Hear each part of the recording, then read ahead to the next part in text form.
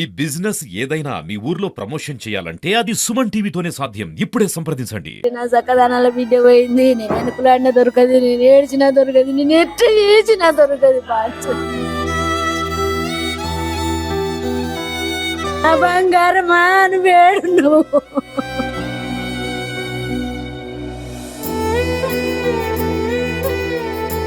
ఓ నావ్వా బాబా, మనం ఇంటికి పోదాం రా నాది బిడ్డ.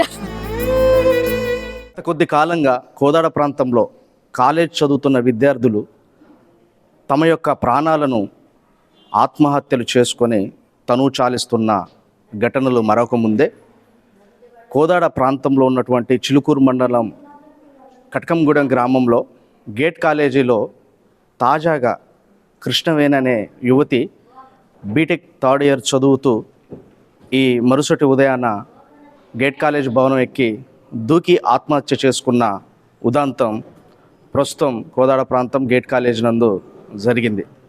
ప్రస్తుతం వారి యొక్క తల్లిగారైనటువంటి మరి ఉన్నారు. వారిని అడిగి పూర్తి వివరాలు తెలుసుకునే ప్రయత్నం సుమన్ టీవీ ద్వారా చేద్దాం. అమ్మ చెప్పండి, అసలు ఎలా జరిగింది ఈ ఘటన? నా బిడ్డకి ఎట్లా అయిందో తెలియదు. బాంచన్ తెలియదు. మీరు ఎప్పుడు వచ్చారమ్మా? నైట్ రాత్రి 9 అయిందో 9 అంతే. అంతే అప్పుడే వచ్చినాం కోదాడలు. ఇక్కడ అన్నం ఉన్నది, అన్నం వాళ్ళు కోదాడలు అన్నం తిన్నాం. అన్నం తిని వచ్చినాం. అన్నం తిని వచ్చే వరకు సెక్యూరిటీ ఉన్నాడు, గేట్ తీసిండు, ఇక్కడ వడగొట్టిపోయిండు. నాకు నడుము నొప్పి ఉన్నది, ఆరోగ్యం మంచిగా ఉండేది నాకు. అమ్మ నాకు నడుము నొస్తుంది, బిస్తరే అన్న వాళ్ళే బెడ్ మీద బిస్తరేసింది. బిస్తరేసిన వాళ్ళే పండుకున్నా, నిద్రపోలే పండుకున్నా. అమ్మ సెల్ ఛార్జింగ్ పెట్టు, నేను పొద్దున పోతా కదా, ఛార్జింగ్ ఉండాలి అన్నవాళ్ళు ఛార్జింగ్ పెట్టింది. వచ్చింది నా పక్క పొంటి వాడినది. నా పక్క పొంటి వండుకుంటే నా కన్ను అంటుకున్నది. ఇక కన్ను అంటుకుంటే ఇంత అలారం ఉంటుంది 3 గంటలకు. మా ఆయన 3 గంటలకు పనికి పోతాడు. ఇంత అలారం ఉంటుంది. ఇంత అలారం మోగలే. నాకు తెలివాడు, అలారం ఉంటే నాకు తెలివాడు, మోగలే. అది 5కి తెలివచ్చి 5కి వచ్చే వరకు నా బిడ్డ నా పక్కకే ఉన్నది. పక్కకు ఇంటికి అమ్మనేం లేపాలి. నేను లేచిపోయినా, ఛార్జింగ్ పెట్టిన సెల్లుని తీసుకొచ్చుకున్నా, పక్కన పెట్టుకున్నా. ఈ టైంకి నేను తానం చేసి ఏం చేయాలి? సరేలే అయినాక లేచి తానం చేసి వెళ్ళిపోతా అనుకున్నా, పండుకున్నా. నాకు కన్ను అంటుకున్నది, మంచి కన్ను అంటుకున్నది. ఇక నాకు తెలియదు నా బిడ్డ ఎప్పుడు పోయింది, తెలియదు, నాకు తెలియదు. మంచి మీ బిడ్డకి ఇంకేమైనటువంటి మానసికంగా అంతా ఆరోగ్యకరంగానే ఉన్నదా, లేకపోతే ఆరోగ్యం మంచిగానే ఉంది? చదువు పట్ల ఏమన్నా ఒత్తిడి ఏమన్నా ఉన్నదా? చదువు పట్ల ఒత్తిడి మేమైతే ఏం చేయలేదు. ఎట్లా నా బిడ్డకు ఎగ్జామ్లు పోయినాయి.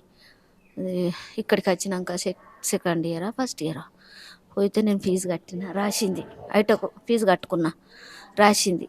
రాస్తే అమ్మ తెలిసిందా అంటే లేదమ్మా ఇంకా తెలియలేదన్నది.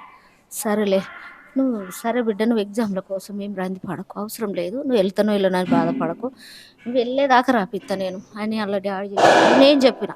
ఇక అంత తప్ప ఇంకా నా వేరే విషయం నాకు ఏం తెలియదు. బాధ్యత అదే మొన్న 13కు 4వ నెల 13కు బర్త్డే ఉన్నది నా బిడ్డ. బర్త్డే అయితే పోతామ్మా అంటే లేదు బిడ్డ, ఎప్పటికీ అటే అవుతుంది కదా బర్త్డే, ఇంటి దగ్గర మనం అందరం కలిసి బర్త్డే చేసుకుందాము అన్న. 2 డ్రెస్సులు ఉన్నా. బర్త్డే చేసిన 13 తారీఖు సోమవారం నాడు పోతా అన్నది. అంటే అమ్మ ఎందుకు ఉండు, ఏమద్దాగు, నేను రేపు బుధవారం అన్నా, మరి బేస్తవారం అన్న పడగొడతాను, మంగళవారం అది కూడా వద్దు, మంగళవారం అని బుధవారం నాడు రెడీ అయింది. ఎగ్జామ్స్ తప్పిపోయిందని బాగా ఏమన్నా మదన పడినట్టు మీ ఇంటి దగ్గర లేదు బంచన్ లేదు, అట్లేం లేదు. అట్లా అనుకుంటుంది, ఇట్లా ఎంతమంది చచ్చిపోతలేరు అని పిల్లని బాధ పెట్టదు. మన పిల్ల పోతే మనకు దొరకదు అని మేం భార్య భర్తలం అనుకొని, నువ్వేం ఇలాంటి బాధ పెట్టుకో, మేమున్నాం, నువ్వు వెళ్ళి అంతసేపు మేము రాపించుకుంటాం బిడ్డ, నువ్వు చదువు కోసం టెన్షన్ పెట్టకు, పడకు అని చెప్పుకున్నాం. మేమిద్దరం చెప్పుకున్నాం. బుధవారం రెడీ అయితే బుధవారం ట్రైన్ డిలే అయింది, బస్సుకు పోదామంటే అది బిడ్డ బస్సుకు నాతోటి కాదు, నడుము లేదు నాకు, నడుము పని చేయది. సరే రేపు అని ఉండదా ట్రైను అని బేస్తవారం రెడీ అయినాం. బేస్తవారం నాడు కూడా డిలే అయింది అన్నవాళ్ళే.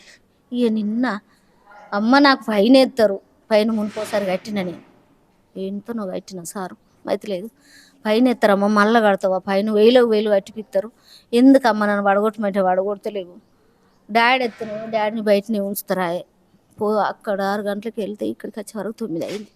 డాడీని బయట ఉంచుతారు, నువ్వు రా అమ్మ అందువల్ల. సరే పా బిడ్డ నువ్వు ఇంతగానో అంటాడు, దాన్ని తీసుకొని వచ్చిన బాగా. నాకు ఇంటికాడ ఏదన్నా ఇంత అంత నీరసంగా ఉన్నా తీసుకురాకపోదు, లేదు చిన్న పోయి ఉన్నా తీసుకురాకపోదు. అంటే మీ పాప మీతోటి ఏది మా నాన్నను బయటనే ఉంచుతారు, ఫీజు కట్టాలా, ఫైన్ వేస్తారు అనేది అంటే ఇక్కడికి వచ్చిన తర్వాత చెప్పిందా, మీ ఊర్లో ఉన్నప్పుడు చెప్పింది?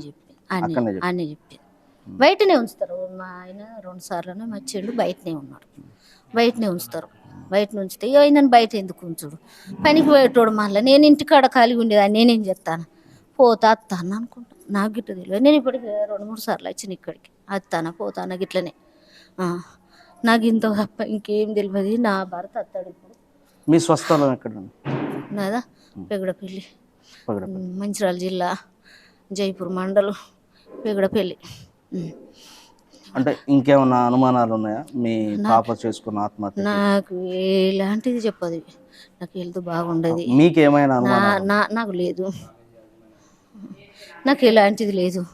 అంటే నాకు ఏ విషయం చెప్పరు. నా పెద్ద బిడ్డ అక్కడెక్కడ ఆర్వీఎం కాలేజీలో చదువుతుంది, ఆర్వీఎం కాలేజీలో బిఎస్సి నర్సింగ్. ఆమె కూడా, నా కొడుకు కూడా, నా భర్త కూడా ఏ విషయమైనా నాకు చెప్పరు. హెల్త్ బాగుండేది, నాకు ఇట్లా రిమ్మచ్చి పడిపోయినట్టు అయితే. నేను అంటే ఫీజుల కోసం కాలేజీ యాజమాన్యం ఏమైనా ఇబ్బంది పెడుతున్నట్టు మీ దృష్టికి ఏమన్నా మీ పాప తీసుకొచ్చిన సందర్భాలు ఏమైనా ఉన్నాయా? ఇట్లనే చెప్పింది అంటలేనా, ఫీజు కట్టు, అట్టిగా ఫీజు కట్టమంటారమ్మా, ఎందుకు లేట్ ఇట్లా అటెండెన్స్ లేకుంటే లేట్ ఫైన్ ఏమో కట్టిపిస్తారట. ఒకసారి కట్టినా, ఎంతనో కట్టినా, నాకు అంత ఐడియా లేదు. సెల్లుదారనే పంపినాము, సెల్లుదారనే పంపినాం. ఎందుకమ్మా వేలు కడతావు, నన్ను పడగొట్టమంటే పడగొడతలేవు అని అన్నది. సరేలా పోదాం పానీగా తీసుకొచ్చాను సార్. నాకు ఇంత తప్ప ఏం తెలియదు బాధ్యత, నాకు ఏది కూడా చెప్పలేదు. నాకు చెప్తే నా బిడ్డ పోయింది, అసలు బిడ్డ పోయింది, నాకు ఇంకేమన్నా అత్తదని నేను ఆపుకోవాలా మాటలు చెప్పు. నా బిడ్డ, నా చక్కదనాల బిడ్డ పోయింది, నేను వెనుకలాడినా దొరకదు, నేను ఏడ్చినా దొరకదు, నేను ఎట్ట చేసినా దొరకదు బాధ్యత. నా బంగారమా అని వేడు నువ్వు. ఓ నాబా బాబా మనం ఇంటికి పోదాం రా నాది బిడ్డ.